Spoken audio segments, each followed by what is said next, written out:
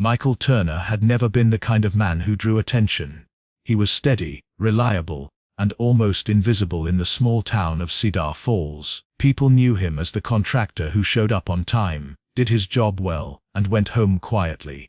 At 41, he lived a life that seemed ordinary to outsiders, but was marked by routine and control.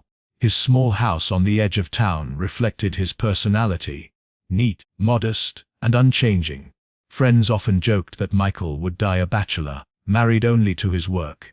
But then, in the space of a single month, everything about his life shifted in a way no one could have predicted. The change came when Michael met Claire Mitchell. She appeared one morning at a local cafe, dressed in a way that made her stand out from the rest of the town.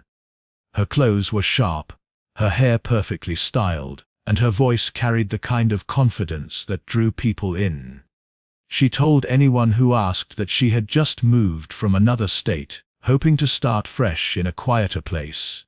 To Michael, she was like something out of another world, someone who carried excitement and mystery into a life that had become painfully predictable. Within days of their first meeting, he was spending nearly all his free time with her. The people around him could hardly believe it. Michael, who had never been known for taking risks, seemed swept up in a storm he didn't want to escape. He stopped lingering at job sites, stopped making time for his long-time friends, and spoke of Claire with the kind of breathless admiration that sounded out of character for him. She was charming, intelligent, and, above all, interested in him. That was all it took to break the walls of caution he had built over decades. Claire never revealed much about herself, and yet she had a way of making Michael feel as though he knew everything that mattered. She said she had grown tired of city life, tired of shallow people and endless noise, and wanted peace in a place where no one cared about her past. That line alone seemed to win Michael over completely. For a man who valued privacy, the idea of someone else wanting to disappear into simplicity made her seem like a perfect fit. He didn't question the gaps in her story, the vague answers about family or her reasons for leaving her old life behind. All he cared about was the presence of someone who seemed to want him as much as he wanted her. By the end of 3 weeks, Michael shocked everyone by announcing he was getting married. The decision was so unlike him that even his closest friends were left speechless. This was a man who had agonized for days before buying a new truck, suddenly ready to marry a woman who had only just appeared in town. The ceremony itself was small, done in the courthouse with no family or friends invited. Michael explained that it was what they both wanted, something simple and private. Few believed him. Most suspected that it was Claire who had insisted on speed and secrecy, though no one dared confront him about it. Afterward, the couple moved into Michael's house, and for a brief moment, it seemed as though he had finally broken free from the solitude that had defined him for so long. But whispers began circulating almost immediately. Neighbors noticed Claire was always watching, as though studying everything and everyone around her. She carried herself with grace, but there was a coldness beneath her smile. She was polite but distant, never really connecting with anyone outside her husband. Some people found her unsettling, though they couldn't say why. Michael didn't notice, or perhaps he refused to. To him, Claire was the answer to years of loneliness. He walked around with a newfound confidence, as though the presence of a wife validated his entire existence. He told acquaintances how lucky he felt, how she had brought joy back into his life. The more skeptical people nodded politely, but wondered how long the happiness would last. The truth was, Claire's sudden arrival was less like a blessing and more like the opening act of a story that would soon turn dark. At first, Michael seemed to live inside a dream. He woke each morning to the smell of coffee already brewing, Claire humming softly in the kitchen, sunlight filtering through curtains she had chosen herself. To neighbors, it looked like the picture of domestic bliss. Michael had never looked so content. For a man who had lived alone for years, the transformation was striking. But beneath that image of perfection, a different reality was slowly taking shape, one that most people could not see. Claire quickly positioned herself as the center of their household. She handled groceries, bills, and even began helping Michael with his paperwork. She insisted that he had been working too hard for too long, and that it was time to make his life easier. At first, Michael welcomed the support. After all, he was not used to having someone by his side to share responsibilities. What he didn't realize was that little by little, Claire was taking control of everything that mattered most to him. Within weeks of the marriage, Claire began encouraging him to rethink his finances. She told him his money was sitting idle, wasted in accounts that did not serve their future. She spoke with confidence about investments, about how other couples built wealth by being bold. Michael, who had always been careful, found himself persuaded by her certainty. He started small, closing an old savings account and moving the money into a joint account they both could access. But soon, he was persuaded to do more. Michael owned a small piece of land outside of town, property he had held onto for years. It wasn't large, but it was valuable. Claire pushed him to sell it, arguing that it was a dead asset, money tied up with no immediate benefit. At first, he resisted, but she persisted with a calm, relentless logic. Eventually he agreed, selling it for a substantial sum. That money, too, went into their joint account. Claire praised him for being practical, for thinking of their future together. Michael felt proud, reassured that he was making smart choices for the sake of their marriage. But something began to change in his behavior. Friends noticed he no longer lingered for drinks after work or joined them for weekend gatherings. Instead, he was distracted, restless, often checking his phone or excusing himself early. Some thought marriage had simply shifted his priorities. Others sensed something heavier at play, a quiet tension Michael never spoke about. Inside the house, the warmth of those first weeks faded. Claire became more guarded, spending hours alone in the study with the door closed. She claimed she was working on personal projects, but Michael was never invited to see them. She began taking trips late at night, saying she needed air or had errands to run, though no one knew where she went. The more questions Michael asked, the colder she became, so eventually he stopped asking. He still told himself he was happy, but the unease was visible. He seemed thinner, his shoulders hunched as though carrying a weight he could not put down. Yet he never shared his concerns with anyone. Even his closest friend, who once tried to bring up the subject gently, was brushed off. Michael laughed nervously and changed the topic, unwilling to admit the cracks forming in his marriage. Claire, meanwhile, presented herself to the outside world as the perfect wife. She hosted small dinners, smiled at neighbors, and carried herself with charm when others were watching. But the moments behind closed doors told a different story. She grew sharper, less patient, and her voice carried a cold edge. When Michael gave her everything she asked for, she offered praise and affection. When he hesitated, she pulled away, leaving him desperate to win back her warmth. The balance of power had shifted entirely. Michael was no longer the quiet, controlled man people once knew. He was becoming a shadow of himself, tied to a woman who seemed both his greatest joy and his deepest fear. The money he had once guarded so carefully was slipping further into her hands, and the life he thought he was building was beginning to feel like something he could not recognize.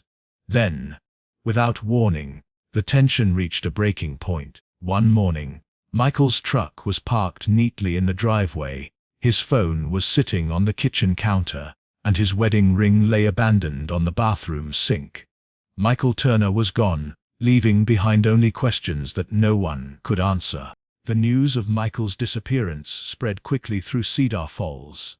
At first, people assumed he had gone away for work, or needed time to himself. But when days turned into weeks with no word, worry began to take hold.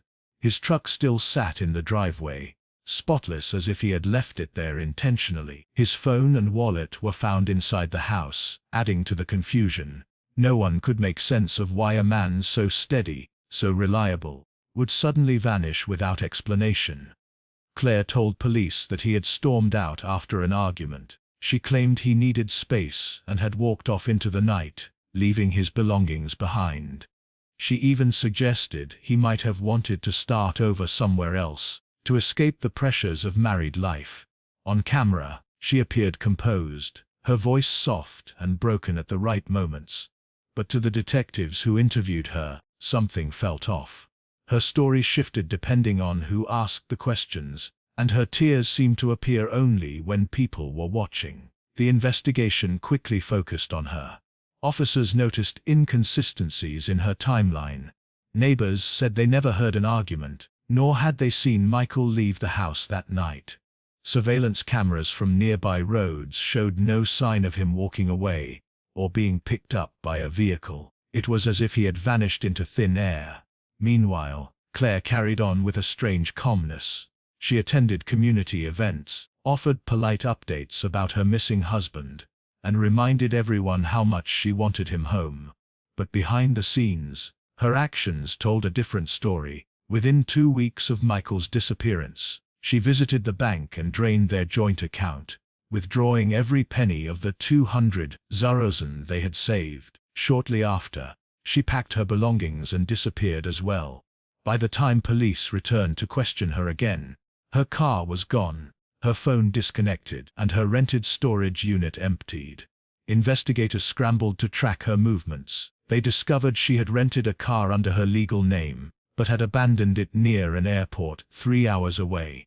Strangely, there were no flight records under her identity, no boarding passes, and no ticket purchases.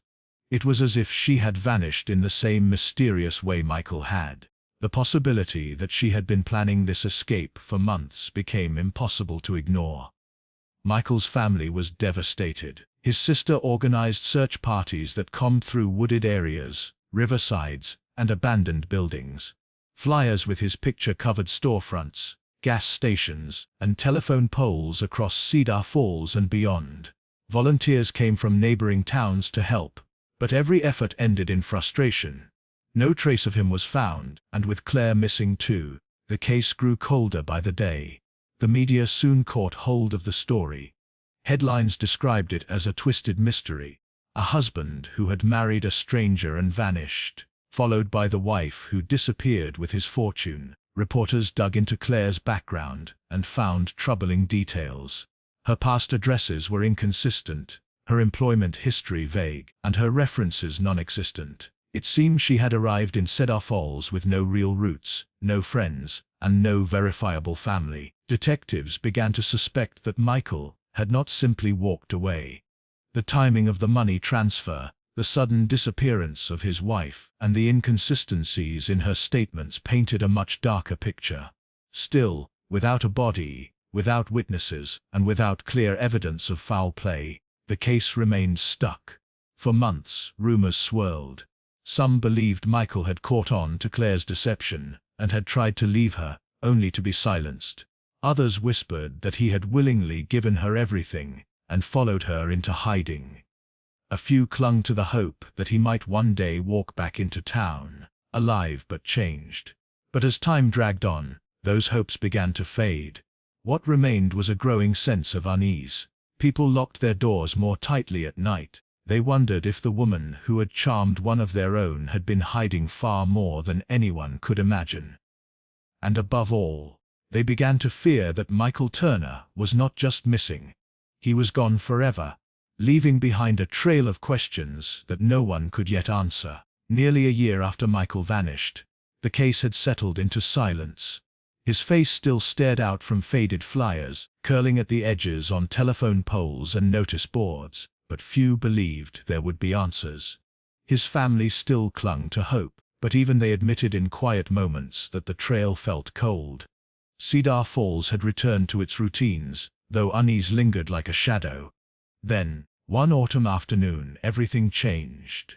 A group of hikers ventured into the woods just outside town, an area thick with trees and brush where people rarely went. They stumbled upon something unusual, a section of disturbed earth. A shallow mound where the soil had clearly been shifted. One of them noticed a corner of blue tarp poking through.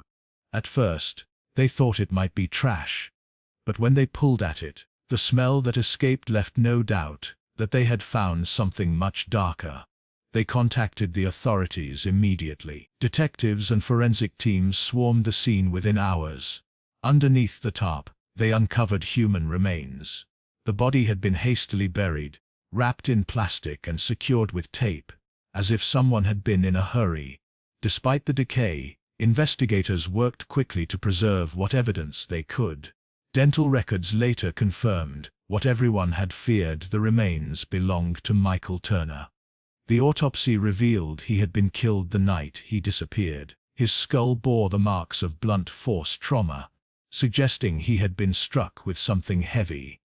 There were no defensive wounds on his hands or arms, which led investigators to believe he had either been attacked from behind or was caught completely off guard. Forensic analysis also suggested the burial site had been chosen deliberately, secluded enough to hide a body, but close enough to town that the killer could leave quickly, without drawing attention. The discovery reignited the case with fresh urgency. Investigators immediately turned their attention back to Claire. Her disappearance after draining the joint account no longer looked like the behavior of a grieving wife, but the escape of someone who knew the truth. Detectives scoured her past and found fragments of a chilling pattern. She had lived under multiple names in different states, each time reinventing herself. Old landlords described her as charming at first but secretive, leaving suddenly with unpaid bills. In one case, she had married a man who later claimed she disappeared with several $1,000s of his money. None of her past could be fully verified. It was as though she had been erasing herself for years. The FBI became involved, believing this was not the work of a novice, but of a practiced manipulator who had refined her methods. Claire, or whatever her real name was, had built her life on deception, weaving identities like masks and discarding them when they no longer served her. Investigators suspected Michael had been her most ambitious target yet. His steady income, his land, and his savings made him the perfect mark. By marrying him quickly, she gained legal access to his finances, and by removing him, she erased the only person who might have stopped her. For Michael's family, the confirmation of his death was both devastating and clarifying. The uncertainty of the past year had been unbearable, but now they had answers. They knew he hadn't walked away, hadn't abandoned them, hadn't chosen to vanish. He had been deceived and betrayed by the woman he trusted most. The funeral that followed was heavy with grief but also anger. His sister spoke of justice, vowing that Claire would not remain hidden forever. Meanwhile, the search for her widened. Detectives traced her last confirmed movements to the rental car abandoned near the airport, but beyond that point, the trail went cold. They suspected she had used false identification to cross state lines, possibly even leaving the country. Tips came from all over, sightings of a woman who resembled her in bus stations, diners, and shopping malls. Each one brought a spark of hope but ended in disappointment. She was always one step ahead, always careful to leave as little behind as possible. The discovery of Michael's body shifted the narrative from a missing person case to a murder investigation, but the central question remained hauntingly unanswered. Where was Claire, and how had she managed to disappear so completely? For the people of Cedar Falls, the fear deepened. The idea that a stranger could arrive, charm her way into someone's life, and destroy it without warning was terrifying. And now that she had vanished again, there was no telling where she might surface next, or who her next victim might be. The revelation that Michael had been murdered and buried in a shallow grave transformed his case from a mystery into a manhunt. All signs pointed to Claire, but by the time investigators pieced her story together, she was gone. What emerged in the following months was a portrait of a woman with no fixed identity, a figure who slipped through the cracks of official records and lived behind carefully constructed lies. The more investigators uncovered, the less they seemed to know. Her so-called name, Claire Mitchell, dissolved quickly under scrutiny. Birth certificates, school records, and employment histories that might have confirmed her existence simply didn't exist. Instead, there were scattered fragments of identities used across different states. Claire Sanders in Oklahoma, Clara Myers in Texas, Clarissa Hale in Colorado. Each identity appeared just long enough to establish a residency, sometimes long enough to marry, and then disappeared without explanation. Husbands and landlords described eerily similar stories: a charming woman who arrived suddenly, built trust, gained access to money, and then left without a trace. The FBI believed she had mastered the art of reinvention. She never stayed anywhere long enough to draw suspicion. She avoided technology that might leave a digital trail. She carried cash, avoided social media, and used prepaid phones that could be discarded at any moment. She moved like smoke, leaving behind only fragments of her existence, just enough to convince people she was real. Forensic specialists speculated she had learned these survival skills early in life, perhaps from a troubled childhood or years spent evading the law. Others thought she might have been connected to organized fraud rings, but no evidence ever proved it. Michael's murder, however, elevated her from a con artist to something far more dangerous. Investigators believed she had killed before. They found patterns in old police files: missing men who had been romantically linked to women resembling her, sudden disappearances that had never been solved, bank accounts emptied just before someone went missing. Though none of these cases could be tied to her with certainty, the possibility loomed over the investigation like a dark cloud. For Michael's family, the uncertainty was its own form of torment. Knowing she was out there, alive and free, kept them awake at night. His sister spoke publicly, warning others not to trust strangers who arrive with perfect smiles and hidden pasts. She urged anyone who thought they had seen Claire to come forward. Dozens of tips poured in. A woman resembling her was spotted working as a waitress in New Mexico. Another sighting placed her in Florida, living under a different name. Each lead was pursued, but every time the trail went cold. The haunting part was the money. The $200,000 Michael had entrusted to her disappeared entirely. Not a single dollar resurfaced in traceable accounts. Investigators believed she had converted much of it to cash before leaving, giving her the freedom to vanish for years if she chose. With that kind of money, she could buy false documents, rent apartments under fake names, and move across borders without raising suspicion. The money was not just a tool for survival, it was fuel for her next identity. As years passed, the story of Michael Turner became a cautionary tale. Documentaries, crime blogs, and podcasts picked it apart, fascinated by the mystery of the woman with no past. She became a figure of legend in true crime circles, the kind of criminal who seemed too precise, too careful, to ever be caught. Some speculated she was living quietly in another small town, repeating her pattern under yet another name. Others believed she had slipped overseas, blending into places where records were harder to verify and strangers asked fewer questions. The FBI still keeps her case open, describing her as a master manipulator capable of creating identities out of thin air. But each year that passes without an arrest makes the chances of justice seem slimmer. Michael's family clings to hope, but they know the truth. The woman who destroyed his life may never face consequences. The story ends not with closure, but with a chilling reminder. Sometimes, the greatest danger is not the stranger you meet in the dark alley, but the one you welcome into your home. Michael believed he had found love, but in reality, he had opened his door to a predator who had perfected her craft. And somewhere, under a different name, with the same practiced smile, she may already be doing it again.